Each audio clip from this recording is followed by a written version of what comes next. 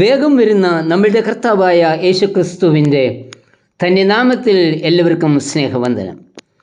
കർത്താവിൻ്റെ വരവിനും ലോകാവസാനത്തിനും അടയാളം എന്ത് എന്നല്ല ശിഷ്യന്മാരുടെ ചോദ്യത്തിന് ഉത്തരമായി കർത്താവ് നൽകുന്ന മറുപടിയാണ് മത്തായി 24:4 മുതലുള്ള വാക്യങ്ങൾ. അവൻ വാതുക്കൽ തന്നെ ആയിരിക്കുന്നു എന്നും വരവിൻ്റെ സമയം അറിയില്ല, അത് പിതാവിന് മാത്രമേ അറിയൂ. എന്നാൽ നനയ്ക്കാത്ത നാഴികയിൽ കർത്താവ് വരും, അതിനാൽ ഒരുങ്ങിയിരിക്കണം എന്ന് കർത്താവ് ശിഷ്യന്മാരോട് പറഞ്ഞു.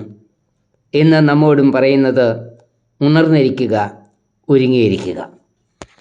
തൻ്റെ വരവുമായി ബന്ധപ്പെടുത്തി കർത്താവ് പറയുന്ന ഒരടയാളമാണ് മത്തായി 24:32-33 വാക്യങ്ങൾ. അത്തിയെ നോക്കി ഒരു ഉപമ പഠിപ്പീൻ. അതിൻ്റെ കൊമ്പ് ഇളതായി, ഇല തളിർക്കുമ്പോൾ വേനൽ അടുത്തു എന്ന് നിങ്ങൾ അറിയുന്നുവല്ലോ. അങ്ങനെ നിങ്ങൾ ഇത് ഒക്കെയും കാണുമ്പോൾ അവൻ വാതുക്കൽ ആയിരിക്കുന്നു എന്ന് അറിഞ്ഞുകൊള്ളുവേൻ. അത്തിയുടെ ഉപമയിൽ കൂടി കർത്താവ് നമ്മോട് പറയുന്നത് എന്തെന്ന് ഈ പ്രഭാതത്തിൽ ശ്രദ്ധിക്കാം. വേനൽക്കാലം എടുക്കുന്നതിന് മുൻപായി അത്തി തളിർക്കുന്നു. അത്തിയുടെ ഇല തളിർക്കുമ്പോൾ വേനൽ അടുത്തിരിക്കുന്നു എന്ന് മനസ്സിലാക്കണം.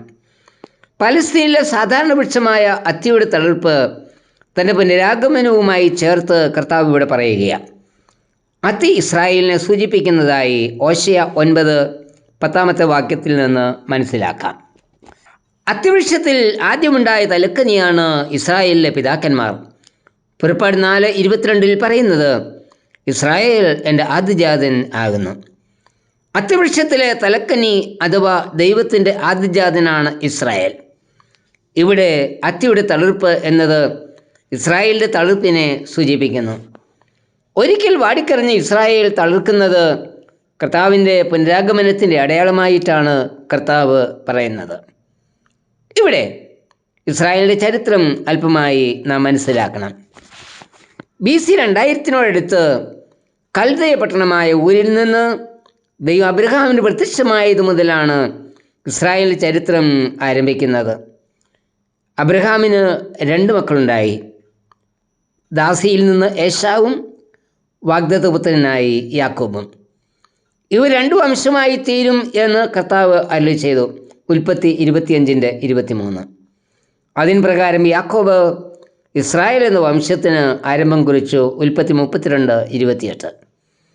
യാക്കോബിൽ നിന്ന് 12 ഗോത്രങ്ങൾ ഉണ്ടായി. കനാനിൽ ഉണ്ടായ ക്ഷാമം ഗോത്രപിതാക്കന്മാരെ മിസ്രൈമിൽ എത്തിച്ചു.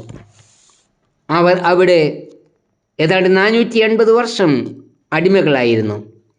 അവിടെ നിന്നും മോശയുടെ നേതൃത്വത്തിൽ ദൈവം തൻ്റെ ജനത്തെ കനാനിലേക്ക് നയിച്ചു.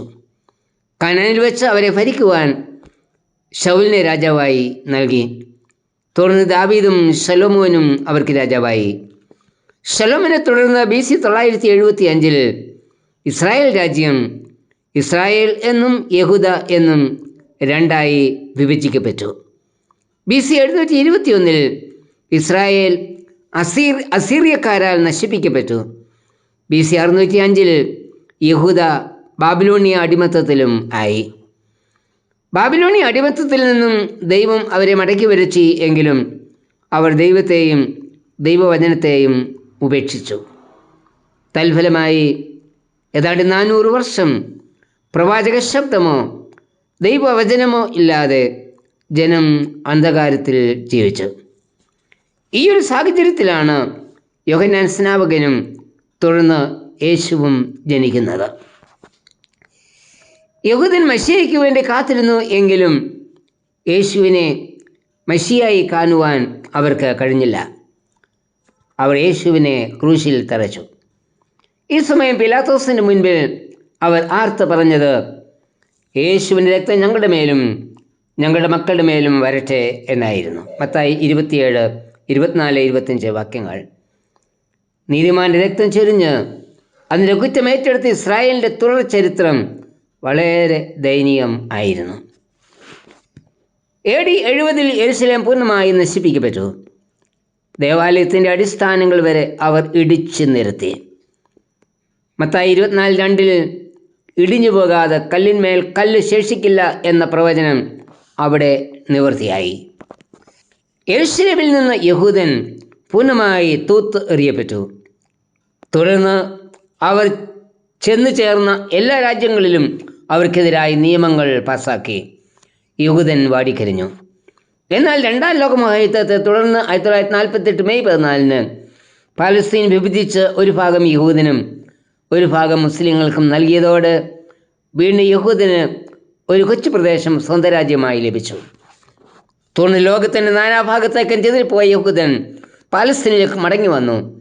യെശയ്യാവ് 11:11, 12 വാക്യങ്ങൾ, 43, 5, 7 വാക്യങ്ങളുടെ നിവൃത്തിയായിരുന്നു യഹൂദൻ്റെ മടങ്ങിവരവ്. ഇസ്രായേൽ രാജ്യത്തിൻ്റെ പിറവി മുതൽ ഇന്നുവരെയും ചുറ്റുമുള്ള രാജ്യങ്ങളിൽ നിന്ന് അവർക്കുണ്ടാകുന്ന വെല്ലുവിളി വളരെ ശക്തമാണ്. എങ്കിലും അവർ മേൽക്കുമേൽ ശക്തി പ്രാപിച്ച് വളർന്നുകൊണ്ടിരിക്കുന്നു. കർത്താവ് പറഞ്ഞു, അവരെ ഈ ദേശത്തേക്ക് വീണ്ടും കൊണ്ടുവരും. ഞാൻ അവരെ പണിയും, പൊളിച്ചു കളയുകയില്ല. അവരെ നടും പറിച്ചു കളയുകയുമില്ല. യെരമ്യാ 24:6. അതെ, ഇസ്രായേലാകുന്ന അച്ചി തളിർത്തിയിരിക്കുന്നു. ഇനി അധിക താമസമെന്നേ നമ്മുടെ കർത്താവ് വരും. അവൻ്റെ വരവിനായി നമുക്ക് ഒരുങ്ങി കാത്തിരിക്കാം. ആമേൻ. കർത്താവേ, വേഗം വരണമേ. ആമേൻ.